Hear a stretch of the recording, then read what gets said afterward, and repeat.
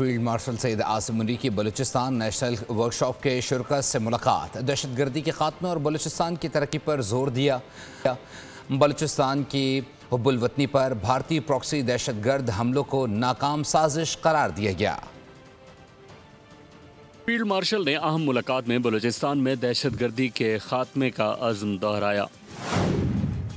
बलूचिस्तान की तरक्की के लिए इदारा जाती हम आहंगी और मुश्तरका हिकमत अमली ज़रूरी करार दी गई। फील्ड मार्शल सैयद आसिम मुनीर ने बलूचिस्तान के पार्लियामेंटेरियंस, सिविल सोसाइटी, मीडिया और नौजवानों से बराह रास्त मुकालमा किया।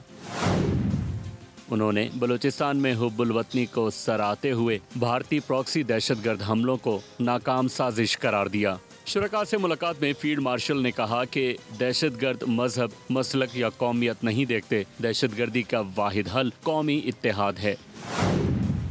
भारत के फितना अल खवारिज और फितना अल हिंदुस्तान जैसी प्रॉक्सीज मार्का हक में जिल्लत आमेज अंजाम को पहुंचेंगी।